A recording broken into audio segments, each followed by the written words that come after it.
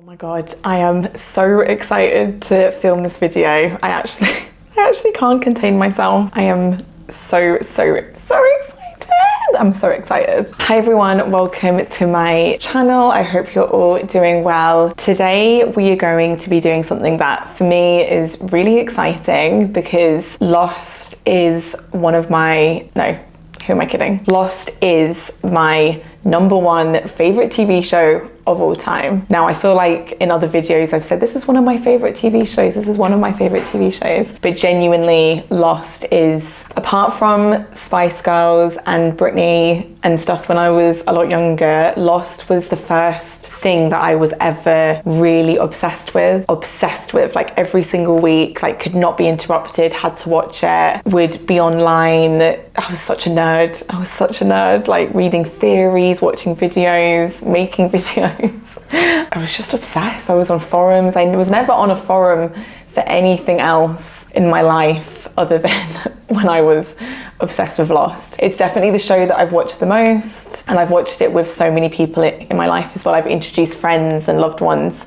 to it over the years because I love it so much. So anyway, I don't want to ramble on about how much I love Lost. Let's get into what we're actually doing today. This is the start of a series in honor of Lost coming back to Netflix, I think here in the UK, but also like in America and elsewhere as well. I want to start a series where I'm basically therapizing each character. So we're going to be talking about everything, what they would be like in therapy, what themes would appear, what is their story, how have they changed as characters, how would I help them, etc. So I'm so excited. We're going to start off with Jack Shephard because it makes sense to start with Jack. He is, obviously there's lots of main characters, but I think if someone was to say who is the main character of Lost, I think a lot of people would say Jack. So we're definitely going to start with him today. Yeah, I'm so excited. I get to just sit here and talk about Lost for, I was going to say 30 minutes, but God knows how long this video is going to be, which is like my favorite thing to do.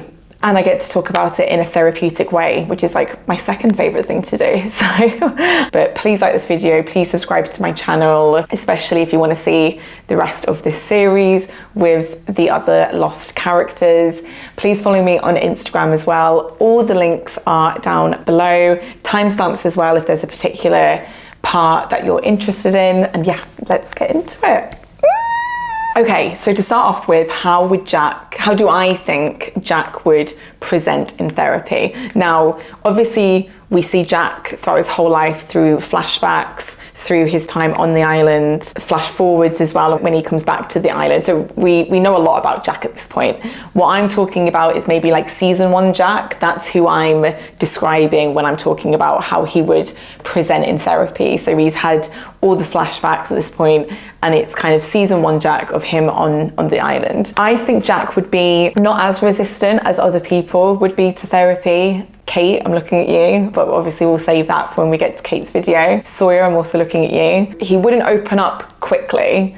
I do think it would take a lot of trust. I think he would struggle. I think he could get quite frustrated. We see when he gets asked questions, you know, granted the examples that come to mind are like when he's trapped with the others, so obviously he's being held against his will, but when he gets asked personal questions, there's tension there. He gets quite frustrated. He gets physically and visibly very uncomfortable. So I think there would definitely be resistance. But another thing that I think of when I think of Jack and his vulnerability is he gets really emotional. I can think of loads of times where when he's talking about his ex-wife, for example, with Desmond, my favorite scene of Lost, which is in the end of season 1, when Sawyer tells him about meeting his dad, we see him shed tears there. We see him shed tears when he obviously has to go identify his dad, and obviously, you know, mourning other people on the island.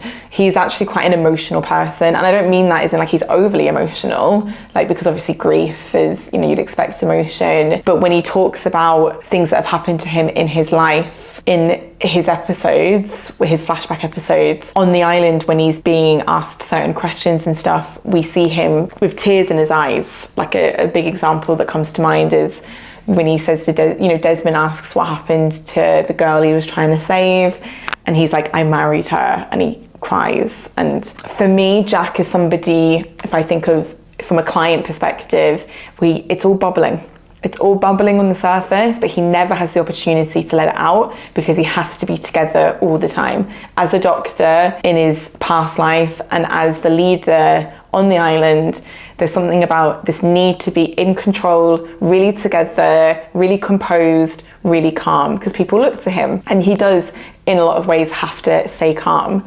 But the unfortunate thing with that is that he actually has a lot on his plate, and he has a lot that's happened to him, and he is in the process of grieving. He is alone as well, like he's separate, he's divorced from his ex-wife, and that in itself is a grief and a process, and is a really, you know, heartbreaking thing for somebody to go through. All of that being said, it's there with him, and I think that's why we see these big bursts of emotion. Kind of comes out as anger sometimes, but it comes out as tears a lot. So I think overall, after a few sessions, Jack would actually open up. He doesn't strike me as somebody that would not be committed to the process. He might be a bit cynical about it at first. I don't really know how he would, you know, view therapy, but I imagine it would be hard to get him there initially, but I think once he was there and once he trusted me, if he trusted me, and I think that would take a few sessions, he would open up and he would share and he would be vulnerable and he would get emotional. So that's how I think Jack would present as a person in therapy. I think he actually he wouldn't bare his soul at the start, but overall he would, I think once he would get going, he would actually massively open up. His dad obviously commented on the fact that commitment makes him tick. This was when he was getting married to Sarah, but I do think he would be committed to the process. Like, that's just my instincts with him if he trusted me. If not, then no. And I think if he felt like, I think the power dynamic would be interesting. If he would have to let that go, obviously, like he wouldn't be in control, in full control of the session. But I think once that was built, I don't know. I feel like, obviously, let me know what you think. I feel like Jack, compared to some other characters, would actually give it a go if he felt like he was releasing something and processing something and getting something out of it. I do think he would have to feel that quite quickly in order to commit. I don't think he'd be somebody that would wait an awfully long time, like lots of sessions. He would need to feel something working for him to commit, but that's kind of fair enough. I totally get that. Overall, a little bit guarded, a little bit resistant, but eventually would commit, and I do think he would show his emotions. I usually ask clients on their first session, what is their story? And of course, I would ask Jack that. I would be like, what is your story? Again, I'm thinking more flashbacks at this point before we get into the island and the other stuff. We meet Jack, well, we don't meet him here, but if we go right to the beginning, that we see a clip of him from childhood where he is getting bullied. No, I think bullies are picking on his friends and he's being told not to intervene, but he can't do that. Even at that young age, he can't let it go. And he can't just stay still, and he is very heroic and very brave, and he stands up to the bullies, and he gets a black eye. Then we see him talk to his dad, and it really illustrates the relationship. First of all, his dad is drinking as well, and I will talk about alcohol and the role that alcohol has on his life as well. His dad has this talk with him, as parents do usually when kids get in trouble at school, but it's a weird one. Jack's very quiet during the talk. He looks quite timid around his dad. It's clearly not a super intimate, close relationship, close dynamic. It's not really warm. It's very sort of like he's bracing himself for what his dad's gonna say. And his dad basically tells him, you know, and he says, you don't want to make decisions like that. You don't want to be a hero because you just don't have what it takes. In that, there's a serious lack of faith in his son. There's no commending him for standing up to bullies. There's no real love in that, as in a visible or, you know, verbal sense of love. I'm sure his dad did, and we'll obviously find that out from Sawyer later on, but it's not very warm. It's not very encouraging or sympathetic to what's happened. So already I'm getting the sense, and obviously bearing in mind Jack would be telling me this in the session, I'd be getting the sense that he's internalized a lot of beliefs about himself. So beliefs that he can't cope with the pressure. He really wants to though. So it's this battle in him of like, I want to do the right thing. I want to save everybody. I want to make the right decision all the time. But what if I can't? What if my dad was right? What if I don't have what it takes? What if it's too much? What if my emotions get in the way? So that's, he suppresses a lot, which is why it's always bubbling in the surface. That's really the beginning of Jack's character arc, is obviously what we see is that conversation with his dad. I'm also pretty sure his parents got divorced, so that would have played a role in his dynamic with relationships, like romantic relationships. Probably would have put a strain on his relationship with his parents, probably primarily with his dad as well. It sounds like his dad, no, I don't know why I'm saying it sounds like, we know that his dad had affairs, had this whole other family, and I'm not sure all of what Jack might have seen as a kid, but I imagine he saw and heard certain things that weren't comfortable, and also alcohol as well. So kids learn coping mechanisms from their parents, and one thing that Jack would have seen from his dad is him coming home from work and drinking. And it sounds like over the years that drinking really did escalate. So Jack's relationship with alcohol was also formed at a very young age through observing his dad and seeing the way that he dealt with situations and self-soothed. Jack's not the best at regulating his emotions, which is kind of what I was alluding to at the beginning. And we see him eventually, in terms of his pain and suffering, turn to alcohol in the flash forwards. So in terms of other flashbacks, and I'm not going to go into every single flashback episode. Obviously Lost is a 6-season TV show and there's quite a lot of flashback episodes, but I do think the key moments in terms of his past are that childhood. Obviously he became a doctor, so he became like his dad, which is interesting. This idea of probably never feeling good enough and wanting to prove himself to his dad that he is worthy of his love, that he is good enough. And so he got the same career as him.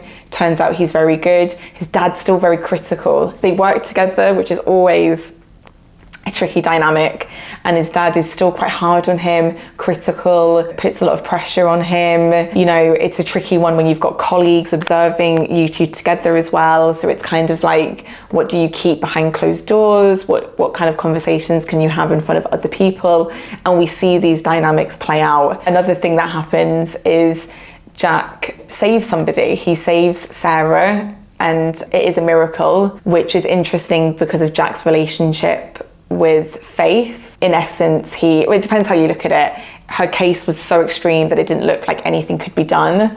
A lot of people would see that as a miracle that Jack was able to fix it. Other people would see it as just, really good medicine, perhaps even good luck, the skills in the room, the skills of Jack, the skills of his supporting team. But regardless, he's able to save her, and it turns out that they fall in love and they get married. So that's another massive, significant thing that happens.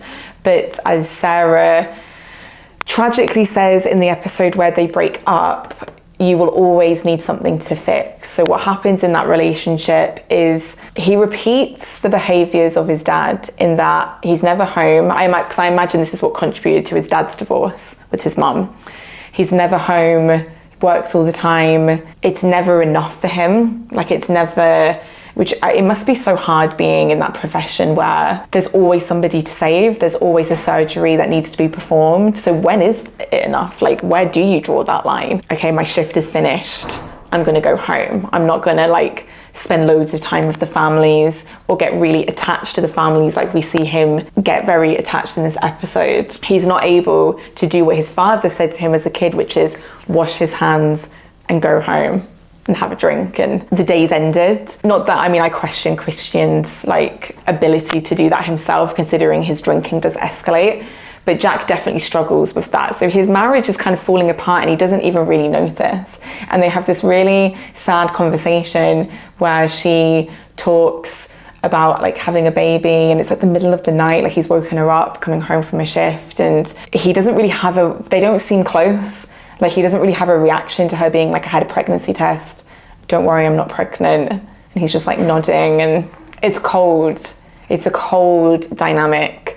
And I'm not excusing her having an affair, but it doesn't seem a very fulfilling relationship. and I imagine she was quite lonely. We don't really hear Sarah's perspective. And my sessions would obviously be about Jack and how he felt. And from his point of view, even though from the glimpses we see of Sarah, I imagine she was really lonely, really isolated, and that kind of led her, I'm not excusing it, but it led her to somebody else. But from Jack's perspective, I imagine he was just so caught up in this desire to be good enough and this desire to help as many people as he physically can. But the problem is he's not being able to recognize that it will never be enough.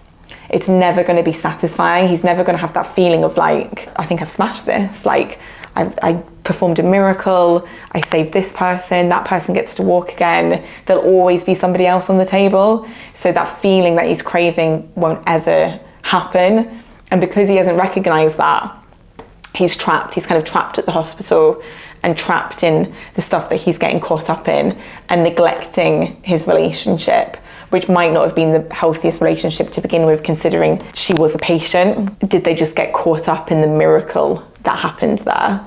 Obviously, she was like, this is my hero, he saved me. And he probably couldn't let go of her either because he couldn't quite believe what had happened. And we know from Jack that he's not good at letting go. So that's another significant thing in the flashbacks. And then, of course, the sort of final significant thing that happens is Jack's dad dies. Christian passes away through alcoholism. They find him like outside a bar, I think, lots of alcohol in his system. And the reason that he's on the plane in the first place is that he's picking up his body and taking it back for the funeral. I've just realized I could be wrong about their parents being divorced, but I don't think it's a good relationship. Like, because he definitely had a whole other family, and definitely, obviously with the alcohol and him being in Australia. But actually, don't quote me about the divorce thing. That's just popped into my head. Certainly separated or just not really together. Yeah, so Jack has to go and identify his dad. And so that's another really significant thing in terms of our therapy sessions, is that he would be riddled with grief because he's lost that person that he was trying to prove himself to the whole time, where their relationship had become completely disintegrated because Jack had to report him for being drunk on the job. That must have been so difficult for Jack, not only in the sense of reporting your own father, but Jack's got two things pulling at him all the time. This inner child need to impress his dad, make him proud, make him feel loved, and this desire to be perfect, like perfectionism, a hero and the best, and a really good doctor, and completely ethical and by the book and morally good. That's a massive drive for him to be the best doctor he can be. And in that moment when that patient died, he had to pick between those two drives. And actually at first he does cover for his dad, but then when he finds out that the patient was pregnant and it was more than one life, and his dad had obviously lied to him or left that part out, then he just couldn't do it. So the grief will be complicated grief. Complicated grief, I mean, there's grief in itself is complicated for a lot of people, but the term complicated grief is when you're mourning somebody and it isn't this like, I guess, straightforward thing of like, I love them, they were in my life, I can't believe this has happened, I miss them. It's, they weren't in each other's lives. The relationship was soured, they weren't speaking, they weren't ever really close. But at the same time, love, pain, grief, sadness, what could have been, what it wasn't. So that's what I mean by complicated grief. And so that's kind of where we meet Jack. That's the story so far. And then on the island, he is even more that person that he's constantly striving to be. Everybody looks to him because he's like the only doctor on the island, which is quite funny. Out of everyone, he's the only doctor. He obviously, when the plane crashes, saves loads of people's lives. He helps Claire when she's having contractions.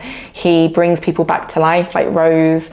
He treats people's injuries. He helps Shannon when she has like asthma. I know if I was on the island, I would want to be next to him. I'd be very on edge, very scared. And I'd be like, well, if anything happens, I need to be with the doctor. He's also just quite a calm presence for the most part, and is kind of stepping up and stepping into action. But the episode in season 1, White Rabbit, is a crucial episode for Jack because this is when he starts to see his dad. He's having like visions of his dad, and he runs off. He sort of ignores everybody. Everybody's coming at him with all the questions and he can't cope with it, and he runs off into the jungle because he's chasing his dad. This is really significant because this is the turning point. Does Jack step up and become the hero, become the leader that everyone is looking at him already? Or does he sort of focus on himself in a way? He's been through so much. He's grieving. He is trying to get his head around the place that he's at. He's gone through a plane crash as well. He's just lost his dad. Now he's seeing him.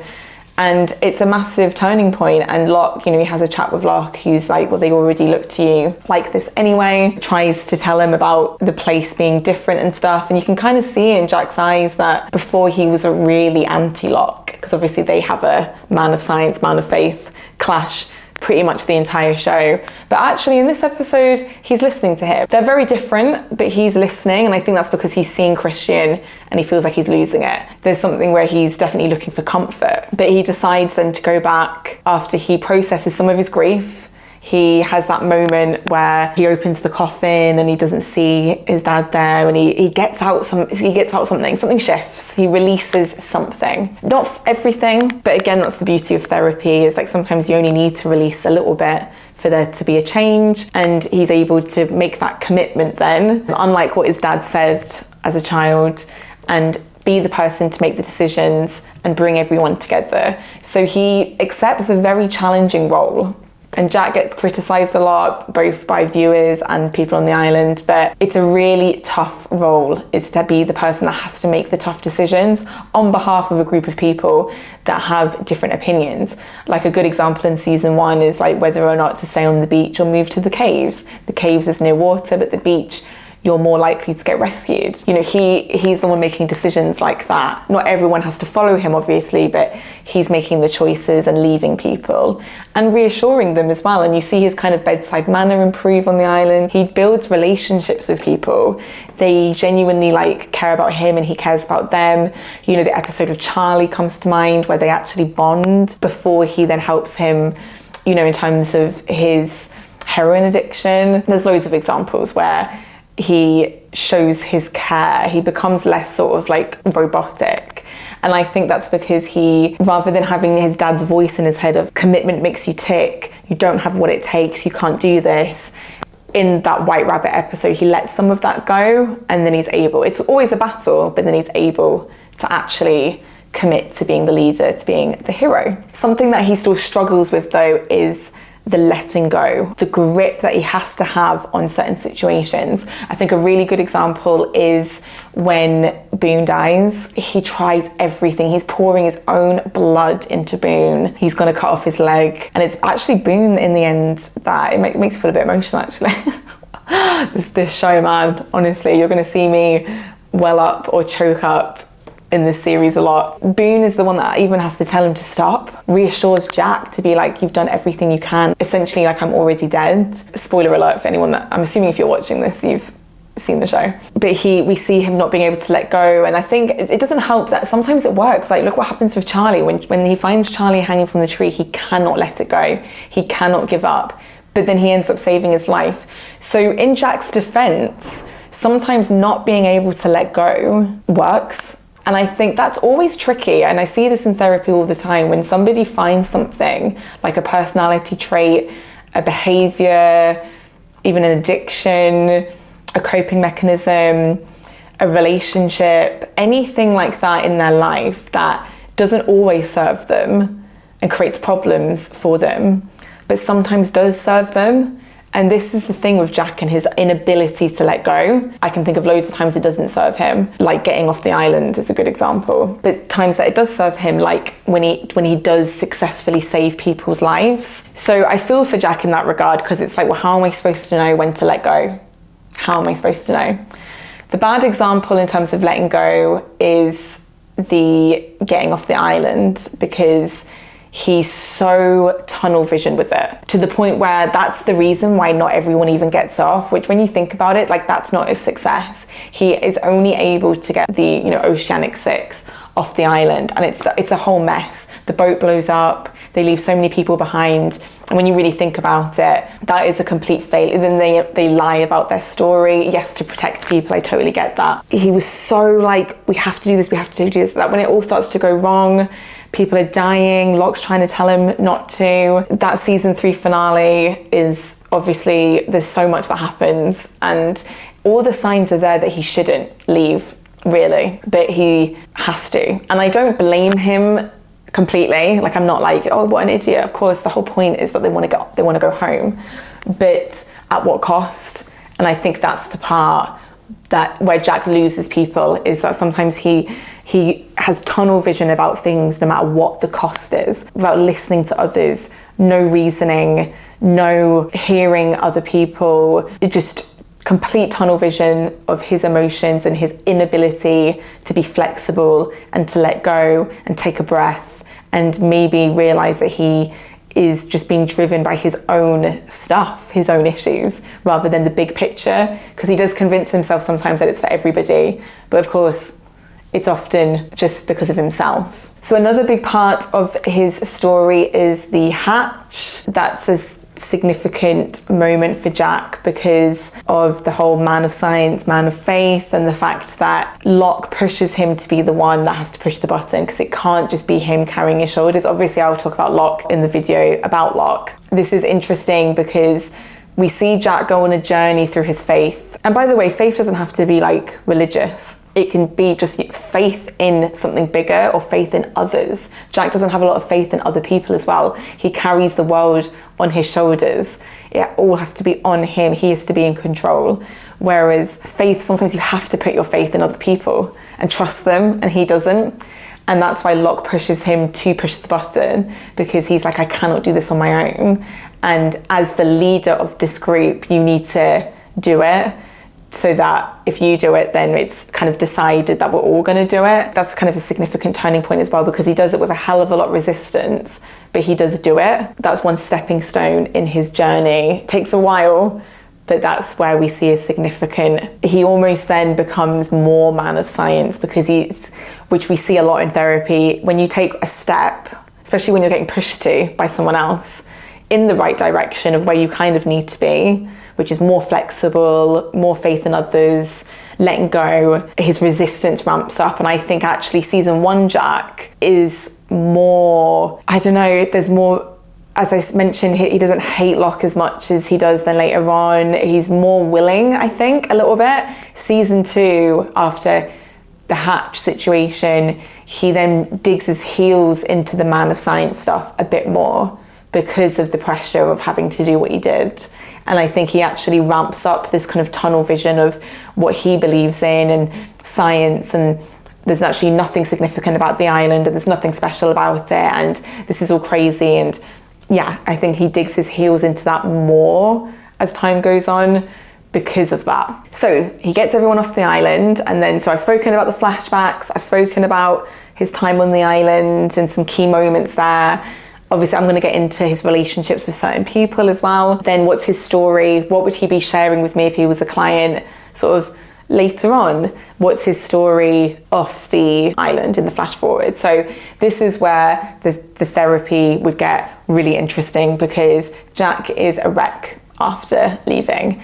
As I mentioned, it wasn't the right decision. It wasn't the right decision to go. It wasn't the right decision to just go the 6 of them. It wasn't the right decision to lie, because the weight of having to lie like that is, we see it take its toll. And I think what's interesting about the flash forwards is, a bit like the flashbacks, we're not seeing it in order. So we see him at his absolute worst in the first flash forward, but we then get to see in season 4 how he got there. And really it starts with finding out that Aaron is his nephew. His breakup with Kate, they try and make a go of it, and it doesn't work because she's keeping a secret from him, And again, a bit like with Sarah, he can't let it go. Sarah had her affair, met someone else and got with him. He wants to know about him. And we see Jack slip back into that. Any kind of progress and letting go that was starting to happen on the island, as I said, started to fall apart anyway, the more he became tunnel vision about leaving the island and being against Locke and beating Ben. Can't see anything else, can only see that, hyper-focused. When anyone's hyper-focused on something, they tend to neglect everything else.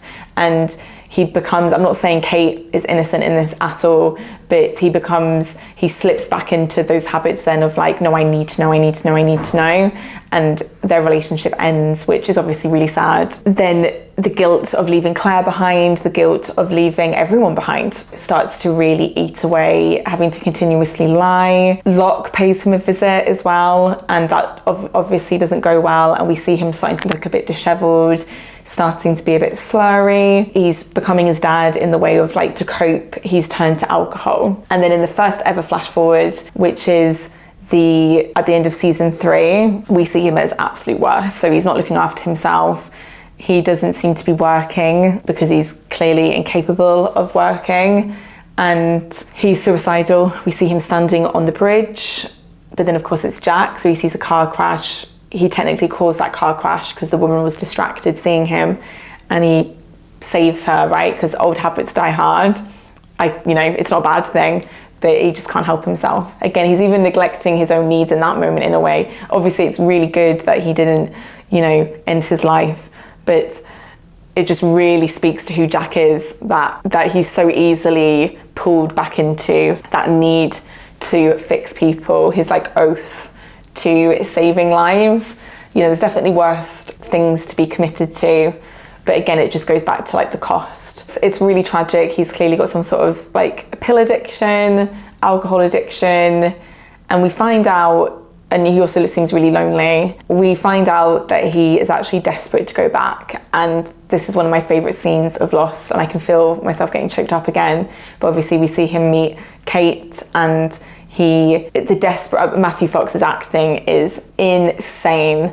And we hear the desperation in his voice of, when the turbulence hits, he's praying, which I think is an interesting word to use when it comes to Jack. He's praying that they crash. The fact that he even believes that they would crash on the island again, and because he desperately wants to go back, because he regrets his decision, because something is missing now for him. He was so driven off the island, but he didn't even know what he was running towards at all. He was just laser focused. I need to go. Where he ended up was actually completely miserable. And sometimes I have to have these conversations with my clients around like, what are we actually working towards here? What is the aim? Because you're going, but towards what? And how realistic is that? And what does that actually look like? And is that what you actually want? And is that going to make you happy? And really having somebody there to ask those questions is so powerful when someone is so like, I just need to get there.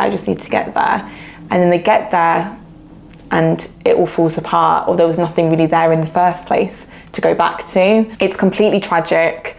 And then we see him obviously, so this is where it starts to get a bit better because Locke unfortunately passes away. And that really is significant for Jack's story, because he then doesn't have that face and voice of trying to push him the other direction. That has to come from him now. So he has to drive, he's found a little bit of faith, a tiny bit, and he has to keep nurturing it, which is obviously not easy for Jack. And we see him again go on this whole journey of like, why is he meant to be on the island? What is he searching for? And he's actively trying to let it go. I can think of scenes where he says to Kate, I don't know why we're here, or I don't really know what I'm doing, but I'll know when I see it, or I'll figure it out. Or he's really trying to put his faith in the process, his faith in the island, and it's all new to him. So we see glimmers of the old Jack still. It's not like he's this new Locke type character, but he's really actively trying to be like, I am meant to be here, I just don't know what for yet. And then obviously the incident, I always feel for Jack that it goes wrong, and of course Juliet passes away, because I really loved the fact that he had so much faith in the bomb. What I loved about Jack's story with season 5 is his dedication to something that that nobody knew was going to work, because that is so unlike his character, and this belief that like I can reset everything. There's sadness in that though, in terms of that none of them would ever meet and those relationships wouldn't be formed, but he's trying to get rid of the pain. And I think it's just a fascinating part of his story is not only the faith element of that, of like he's just putting his trust in this thing that he thinks is going to reset time. That is the complete opposite to the Jack from a few seasons ago. But also there is something quite sad about that, like what he's giving up. Again, is he completely changed then? Because he's laser focused on doing this new thing. Yes, it's based in faith rather than fact of like, we need to get off the island, we need to get off the island, of course we need to go home, we need to be rescued. It's more like we need to do this because this is what I'm meant to be here for. So there's a shift there. But he's still unwilling maybe to hear from other people, like Sawyer, as great as Juliet, comes to him. Even Kate comes to him at one point, and of course she's really upset about the fact that he'd be giving up their relationship, his bonds with other people.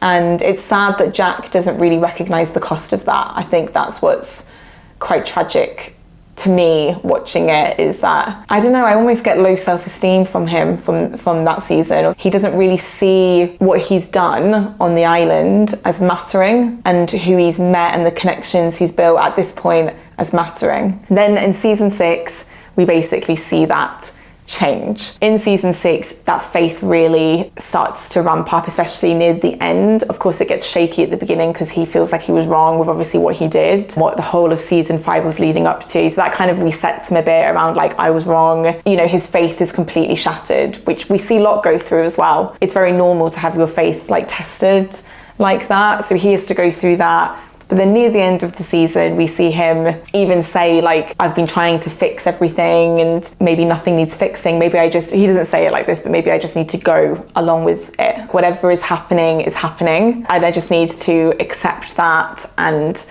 keep going. And what will be, basically. We see him definitely enter that mindset. And we see him through the process of being like, I'm gonna just let it go finally, and not try and plan and predict and fix and see what happens. And through that, he becomes the next Jacob. He accepts that this is what he was meant to do.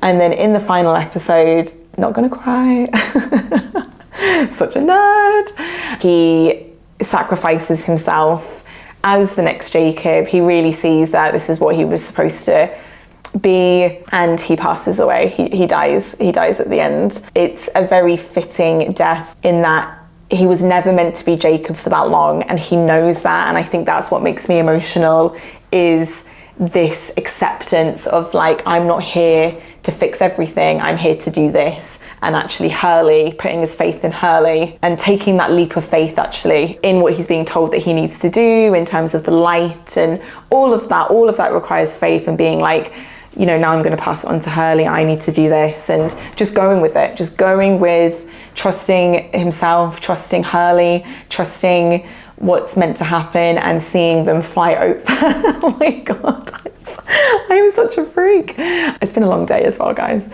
Seeing the rest of the people that he saved, you know, fly over, and knowing that he can, you know, quite literally rest in peace. And of course, then we see him in the future, or not in the future, I guess he dies, and then he enters this kind of purgatory, Flashhsideways place, where he then gets to not only reconcile with his dad, which is a really emotional scene, where his dad says, the time that you spent with these people was the most significant time in your life, which I think is a lovely contrast to what he was trying to do in season 5, which is erase all of that, like fix it, fix everything, fix the timeline, erase all of that. And actually at the end, he fully embraces that what happened, it was always meant to happen, and it was the most significant moments in his life, and the connections that he made were valuable, and he made a difference, and he had an impact, and everyone's really happy to see him. Like Kate says, I've missed you so much, and seeing Locke, and it's the perfect end to his story. So that is, obviously I know I missed out a lot, I'm gonna talk about some things in a moment, but that is basically the arc of Jack Shephard. Not saying that in therapy I would get to hear all of that. We don't tend to get to hear the entire story of somebody, but They would be the kinds of parts of the story that I would expect to hear in the sessions if Jack was my client. So before I get into his key relationships, because I'm conscious that I've spoken a little bit about certain people, but I've not really gone into the key relationships that I would expect Jack as a client to bring up to me. What themes would I see in therapy? So the first one, as I said, would be complicated grief. I would definitely see that a lot, not only because of his dad, but because of the people that he lost on the island as well. So I would expect to hear about Boone. I would expect to hear about the people that died in season 6 in the submarine. I would expect to hear about Lucia. I would expect to hear about Juliet, Charlie 100%. I would expect to hear about all of those people, because the thing about complicated grief is that when more people die, it just gets topped up. That's a very sort of silly way of putting it, but you never really resolve it if you're in a continuous state of that. And we really see that with Boone, actually, because Boone is the first person that he loses right after his dad, and that's why he's so distraught and wants to go kill Locke, and he just can't cope at all.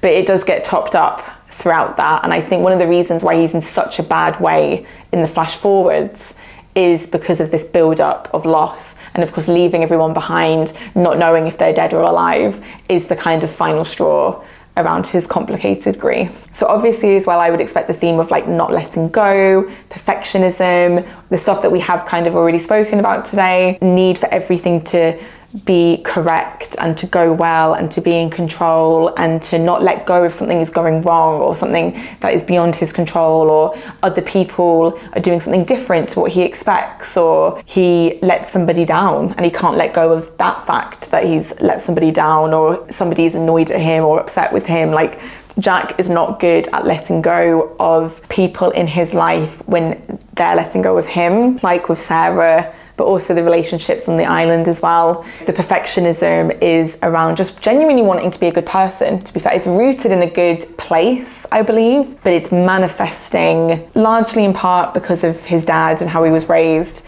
in this way where it's so rigid and has to be a certain way, and high expectations. So, and this hyper focused on certain things without being flexible and listening to others. Obviously, another theme would be his relationship with his parents, specifically, I would say, with his dad. I'm sure his mum would come up as well, and his feelings around that, around how he feels like he was parented. What's really nice about the Flashhsideways is a lot of what happens in the Flashhsideways is them therapizing themselves in purgatory. So we see Jack become a dad, and he resolves a lot of his issues with his dad through that process, kind of not making the same mistakes that his dad did. So that's really nice to see.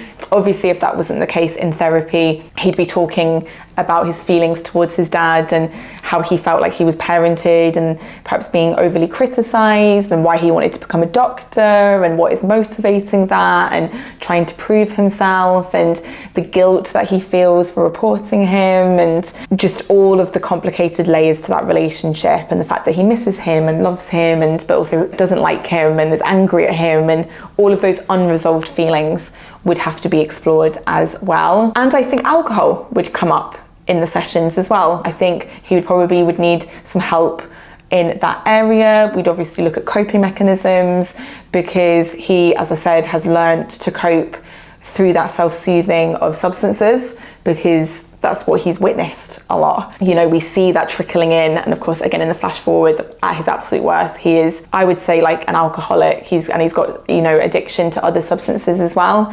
So he always definitely, you know, got a very, very bad relationship with substances at that time. I think that would come up in terms of looking for new coping mechanisms, you know, resolving his relationship with alcohol. Okay, so I want to talk about significant relationships that I think would come up in therapy when it comes to Jack.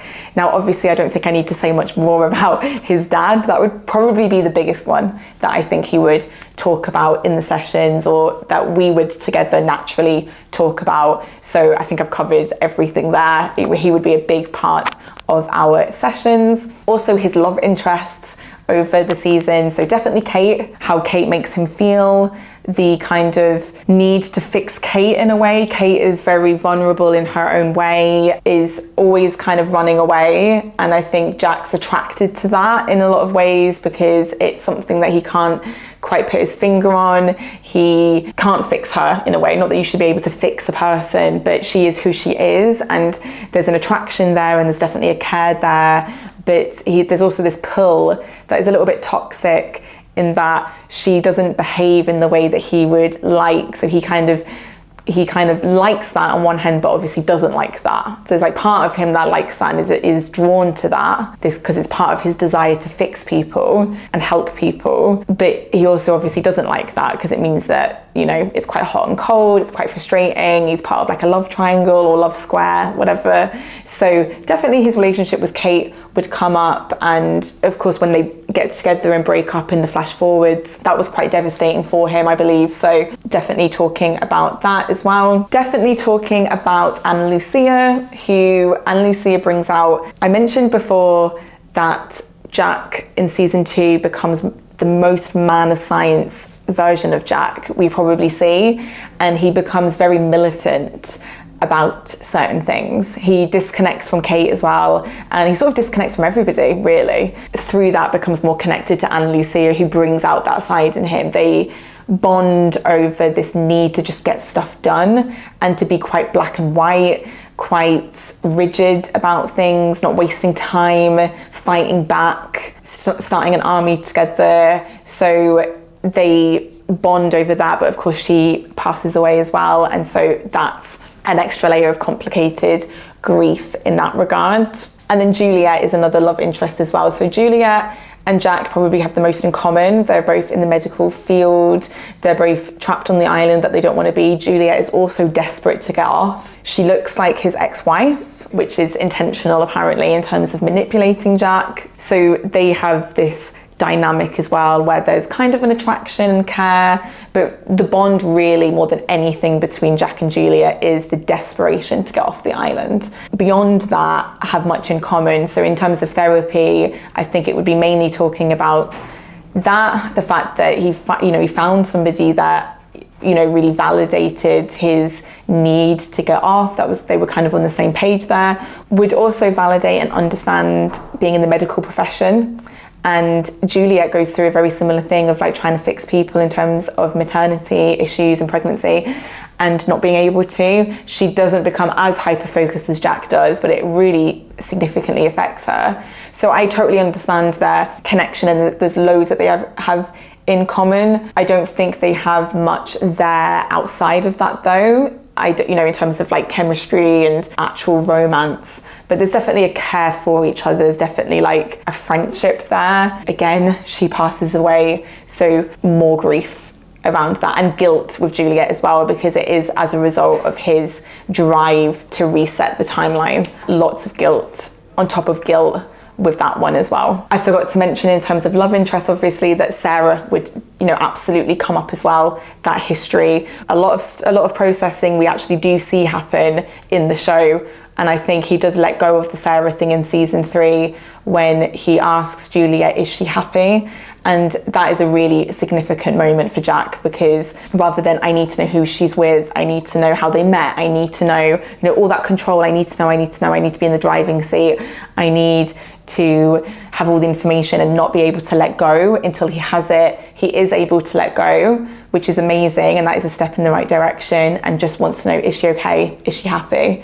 And obviously Juliet answers, and we see her in the flash forwards, but I do think that is a significant turning point when it comes to Sarah, and a turning point in Jack's overall character development as well, that I would expect her to come up. Sawyer is another one that I would actually expect to come up. So Sawyer is like, similarly to Locke, he's like the anti-Jack. He doesn't play by the rules. Obviously I'm going to talk about Sawyer properly in his video, which I'm very excited about, because Sawyer is my favourite character. He's up there anyway. But Sawyer is, he couldn't be more different to Jack. He's like a rebel, doesn't play by the book, isn't ethical, doesn't care about being a good person or doing things perfectly, very much makes decisions on a whim as well, rather than having to have this whole thing planned out. He also doesn't get hyper focus or tunnel vision, but mainly because he's not trying to look after everybody, he's trying to look after himself only. So that means his stakes change, his decisions change in the moment. You know, one minute of course he wants to leave the island, the next minute he doesn't.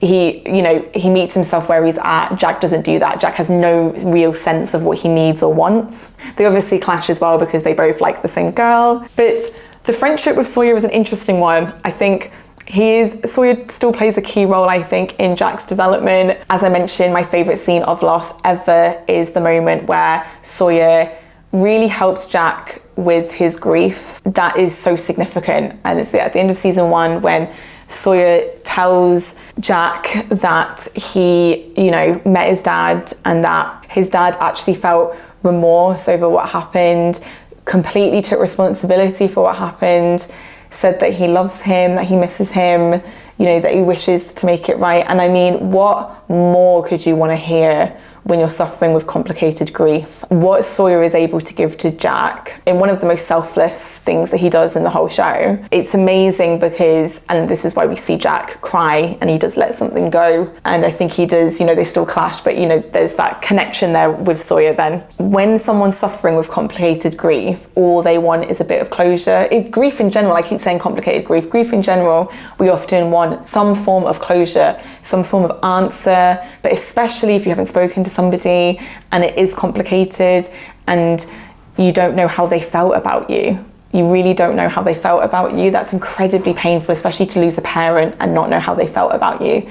So what Sawyer gives Jack is truly significant and powerful and is a game changer. Any person would be lucky to receive that, because it really does help with just that step forward in terms of your grief. So definitely wanted to give a shout out to Sawyer, because in terms of Jack's story, he does, in that one moment, does so much for him. Obviously, I've spoken about this person a lot, but Locke is a massive, significant relationship in Jack's life. Man of science, man of faith. They are complete polar opposites. Actually, that's not true, because they both are like leaders, and yeah, that's not true at all, actually. They do have similar personalities. They're both very stubborn, both very set in their ways, both believe that they are right.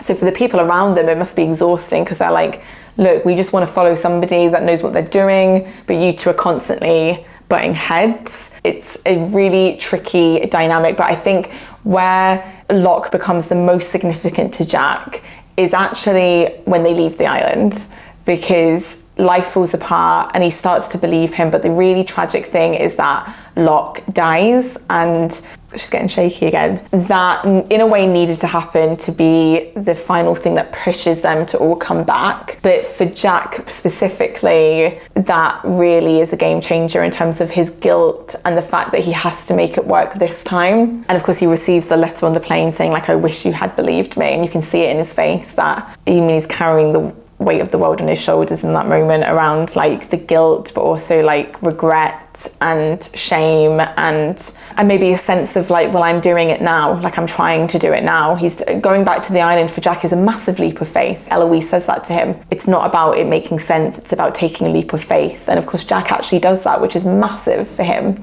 So that is tapping into what Locke said, his inner Locke in a way, but he has to really wrestle with the fact that Locke's not there to see it and that he didn't do it sooner, which is really, really difficult. But what's amazing is that even in the last episode with the man in black, who obviously looks like Locke, he gets to say that to him. He gets to kind of say it to his face and said like, he was right all along and I should have listened to him. He gets to say it really plainly to him, to his face, which I think is really significant as well around Jack's overall story and being able to finally sort of admit that he was wrong and Locke was right. And now, hopefully he can put everything right. So obviously Locke plays a big role in Jack's journey when it comes to faith. But another person that does is Desmond. So Desmond and Jack also have a really interesting dynamic where I would say Desmond is the beginning of his faith journey. I sort of mentioned about the hatch and stuff. And it's the fact when Locke says to him, I think the reason you're upset is because he recognized you. And I agree with that. I think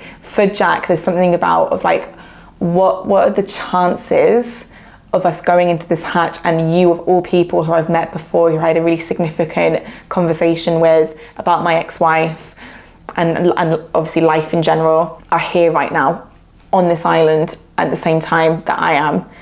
Jack can't admit that to himself, but Desmond for sure is the beginning of him doubting his sort of man of science beliefs and really being like, oh my God, what is this place? What is going on? But he's so resistant at that point. He's so resistant.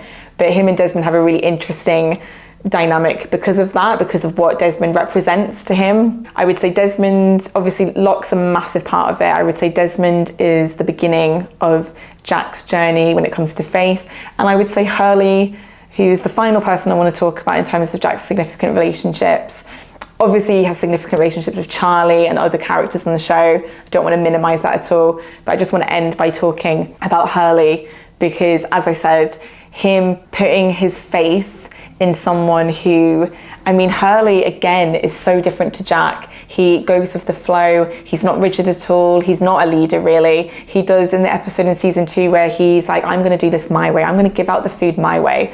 You want to do it this way, but I'm going to do it that way. I'm not going to do it all structured and like rations and stuff like that. I'm just going to, if someone wants something, I'm just going to give it to them and sort the rest out later. And so it's perfect that Jack has to accept, and he does it willingly and easily and lovingly actually, I would say, accept that after his one day of being Jacob or moment of being Jacob, he is more than happy to pass it on to someone like Hurley, put all his faith into him, that he will continue to do the right thing and actually do the majority of the work in terms of like, you know, being the new protector of the island. Jack is really able to let go of all of the responsibility. He knows that he just needs to do this one thing, you know, obviously reset the island, stop it from crumbling, you know, and rescue everybody. But then that's him done. And he really accepts that. He has faith that that is what he's supposed to do.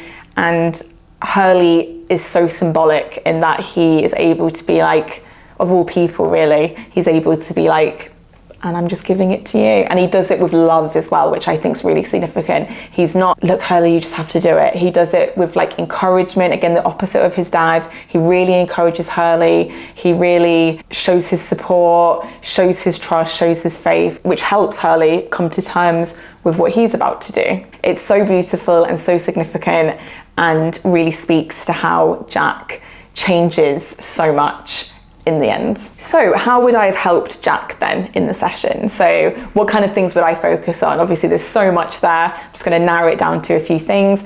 I think in the sessions I would have focused on his perfectionism, his lack of being able to let go. I think I would have pointed out certain things to him, because when people are like that, you know, no one notices that they do stuff like that, especially if it's how they've lived their whole life.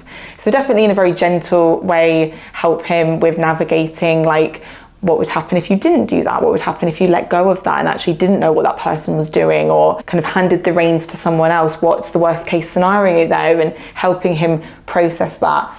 I would let him talk about his dad openly, wouldn't really be active in that. I think he would just need to talk about him, talk about his relationship, talk about his grief, talk about his guilt, talk about how he feels about him. So definitely that would be a significant thing. And yeah, I would talk about his pressure on himself to be the person that has to do everything, to lead, to fix everything, to be the hero. And I would really recognize that that's a positive quality in a lot of ways that serves him in some ways. But again, I would gently challenge of how it's not serving him, and what actually, you know, is he neglecting his own needs and who he is and what he wants? Like, so that's another thing that I would do in terms of like, where is this going? As I mentioned before, like what path are we on here? What is the overall aim? Is it going to make you happy? And then the final kind of summary question then is, how does Jack change? Because obviously in therapy, the aim, not always, is to perhaps make changes. So from a therapeutic perspective, how do I think Jack has changed without even going to therapy? And so, I mean, God knows what would happen if he was also in therapy as well. So much changes with Jack, as I've already mentioned. He finds his faith in himself, in just what's meant to be, and in others as well, Hurley and other people being really good examples. He reconciles with his dad in the, I guess, afterlife, whatever you want to call it. He, you know, embraces him, hugs him, and lets all of that go. He lets a lot of stuff go. He's able to die even letting a lot go. You know, he doesn't need to be in the driving seat with everything so much. He doesn't need to be the one that leaves the island and gets everybody literally off the island again. He knows his place and what he's meant to do. And he processes a lot of his emotions around being raised a certain way, you know, through the Flashhsideways, as I said, from actually being a father himself. And he almost reparents himself in a way through parenting this actually non-existent child. Yeah, he changes in so many ways. And yeah, what a show. I really enjoyed talking about this, but I'm actually scared of how long I've been filming. I think it's been an hour. If you've got to this point, thank you so much for watching. Please subscribe to my channel and stay tuned for future videos, because I am going to be doing the rest of the lost characters. I don't know who I'm going to do next. Maybe Kate, maybe Sawyer, maybe Locke. Let me know in the comments who you would like to see me talk about next. Let me know what you think of the show Lost, how many times you've watched it, just any thoughts about the show. I'd love to hear. It's my favorite topic of conversation. Thank you so much for watching. Please like this video. Please subscribe to my channel. Please follow me on Instagram as well, and take care, and I will see you in the next one. Bye.